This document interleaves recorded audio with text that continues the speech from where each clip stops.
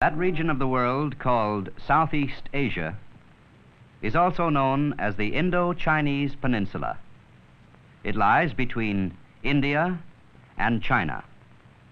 Nearest to India and long ruled by Great Britain is Burma, a country that gained its independence in 1948. Two great rivers flow through Burma, the Irrawaddy, almost through its center, and the Salween, which cuts across its eastern flank. On these rivers and their tributaries, the people of Burma depend for much of their livelihood. The Irrawaddy and the Salween are two broad natural highways through the often impassable mountains and tropical forests of Burma. Crafts large and small ply the waters, carrying people and goods to the many towns and villages along the banks of the rivers and their branches. Here, most of the houses are built with the products of the surrounding forest: teakwood poles, bamboo walls, and rattan palm roofs.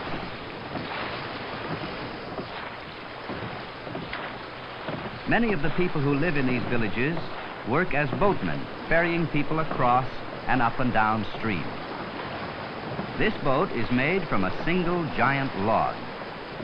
Although rowing with the leg may seem difficult, the people in this part of Burma have been doing it for hundreds of years and can row for many hours without tiring.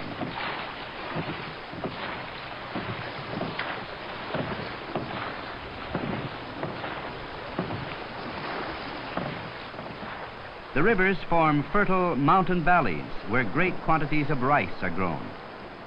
The rivers are not used for transportation alone. They provide water for drinking and cooking, fish to eat, and play an important part in the lives of the people. The Burmese people, who are very clean, bathe and wash their clothes along the banks.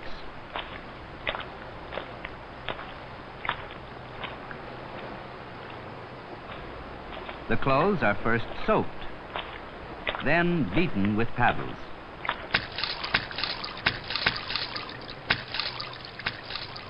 The cool water feels good to Funjin and his son, since most of Burma has a very warm climate with two distinct seasons, rainy and dry.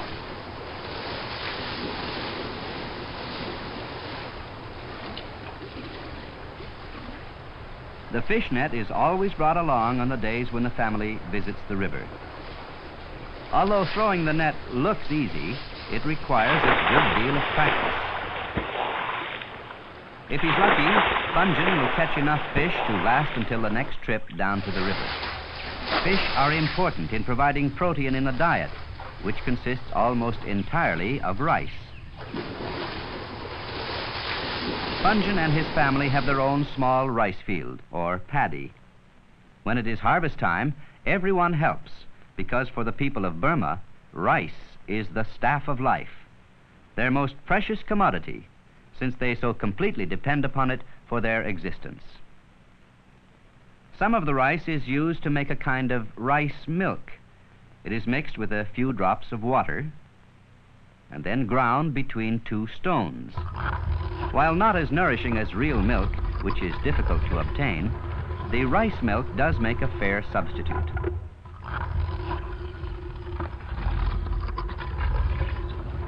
At mealtime, the family gathers on the open porch of their house.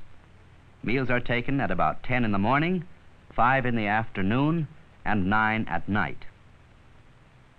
All meals consist mainly of rice, which is eaten with the fingers of the right hand. Bamboo grows wild and very quickly in the humid forests around Funjin's village. The trees grow in dense thickets with a great deal of foliage.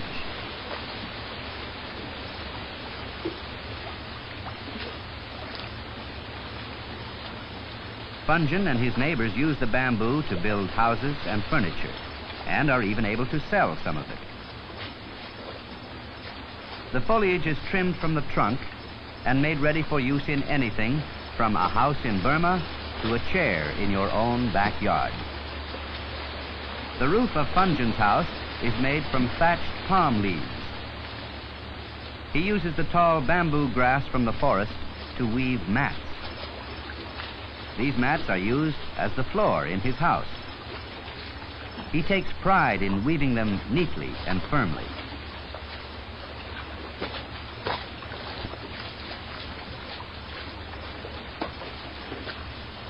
The thatch on the roof must be replaced at regular intervals, since the hot sun and torrential rains tend to rot it. This is a job for the women of the house.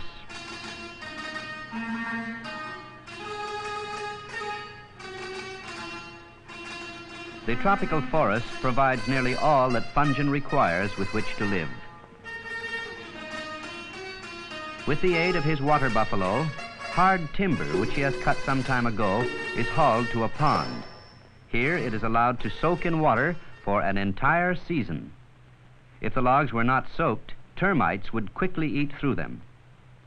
They are then pulled out to be dried in the sun before being used or sold. The hard tropical wood serves them well. The loom is made from it. Fungian's wife weaves cloth for a lungi, which is the long skirt that both men and women wear.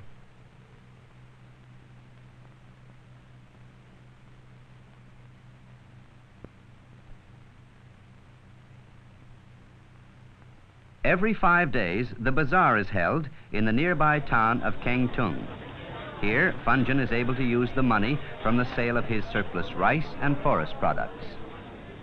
Various foods, drugs, yarn, cloth, and implements are sold in the bazaar. Many of the people come not only to buy, but to sell their products as well.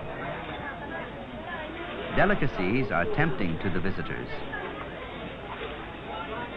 Fungian and his family cannot resist buying the fish cakes, which are boiled in fat and wrapped in a palm leaf.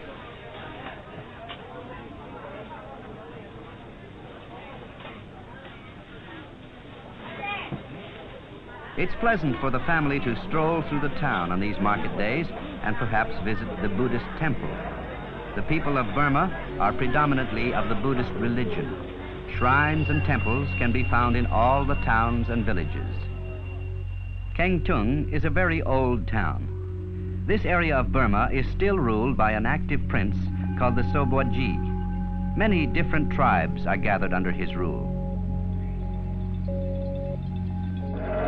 Belong to the Ika tribe. They enjoy dancing in this circular formation for many hours at a time. The Shans have their own special dance. The costumes and movements represent birds and animals with which they are familiar and which they sometimes worship.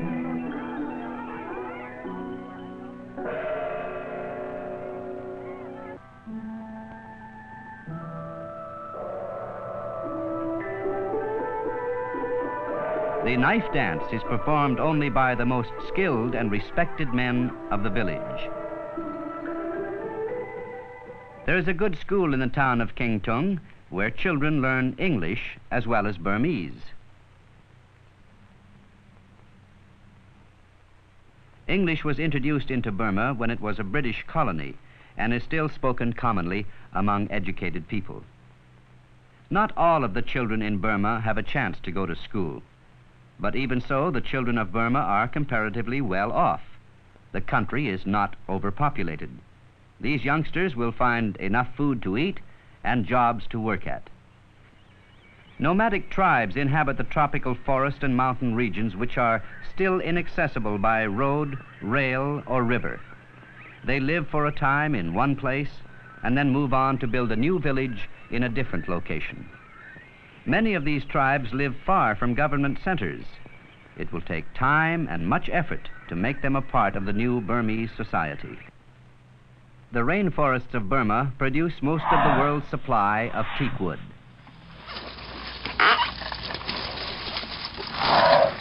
The Burmese elephant has been trained to haul the heavy logs out of the forest to the river.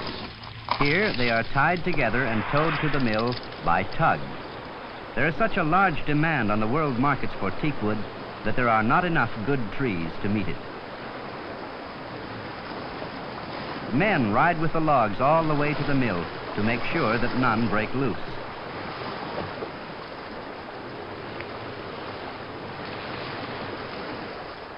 Here at the world's largest teak mill, the logs are measured individually for size and graded for quality.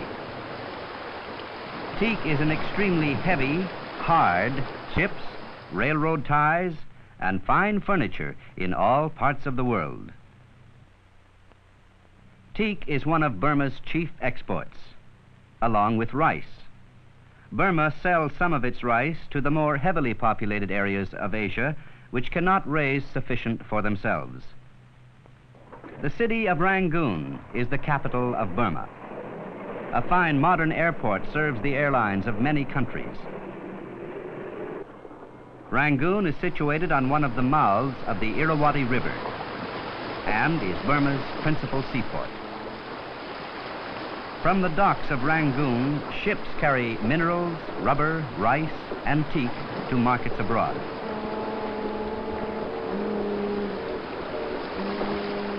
And from abroad, ships bring in textiles, coal, machines.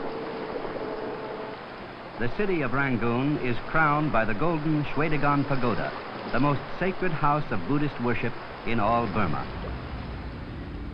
Since according to Buddhist doctrine, eternal merit is gained in building temples, Buddhists try to add to the glory of their shrines and the support of the many saffron-robed monks who are attached to them. The people of Burma are of different origins. Some are mountain tribes, some are Malays, others are Indian, Chinese, and mixtures of the three. But all are uniting in the work of building the new nation of Burma into a strong and stable country, able to provide a better life for its people and take its place among the other growing new nations of Southeast Asia.